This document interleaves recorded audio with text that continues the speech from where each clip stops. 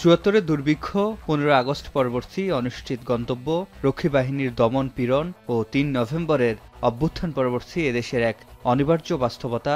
৭ November ১৯৭৫। স্বাধীনতা পরবর্তী সিপাহী জনতার প্রথম অলিখিত ঐক্য, মিলিত প্রচেষ্টায় বন্দিদশা থেকে মুক্ত হন জিয়াউর রহমান। যে ধারায় স্বাধীন বাংলাদেশে প্রতিষ্ঠা পায় বহুদলীয় গণতন্ত্র ও জন্ম হয় বিএনপির।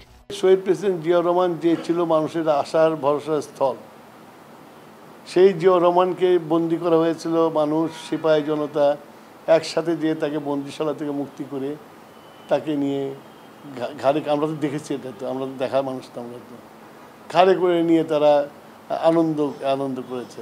সিপাহী জনতার এই বিপ্লবের মাধ্যমে নিশ্চিত গৃহযুদ্ধ থেকে মুক্তি মেলে বলে মত বিএনপির এই দুই শীর্ষ নেতার। সিপাহী জনতাদের মিলিত প্রচেষ্টার ফলে দেশে একটি ভালো সরকার আসে এবং জিয়াউর রহমান অত্যন্ত সততা এবং দেশপ্রেমের সাথে দেশ পরিচালনা করে জনগণের প্রশংসার দাবিদার হন। জিয়াউর রহমানের শক্ত নেতৃত্ব এবং মানুষের আস্থা জিয়াউর রহমানের উপরে সব মিলে ৭ই নভেম্বর হচ্ছে একটা মাইলস্টোন।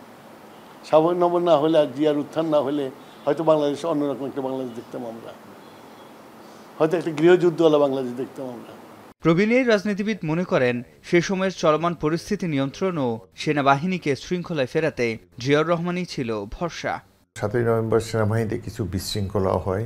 ১৪ জন নিরীহ অফিসারকে সৈনিকেরা হত্যা করে কর্নেল তাহেরের এবং জাসদের নির্দেশে। এই সিচুয়েশনে জেনারেল জিয়াই সেদিন সেনাবাহিনীকে আবার শৃঙ্খলার মধ্যে নিয়ে আসতে পারেন। অন্য কারো পক্ষে এই উচ্ছৃঙ্খল সৈনিকদেরকে নিয়ন্ত্রণ আনা সম্ভব ছিল না। বহুদলীয় গণতন্ত্র চর্চার মধ্য দিয়ে এই বিপ্লব ও সংহতিকে উজ্জীবিত রাখার আহ্বান রাজনৈতিক বিশ্লেষকদের। খাদ্য উৎপাদন দ্বিগুণ করতে হবে। সিফাত শাহরিয়ার, এখন, ঢাকা।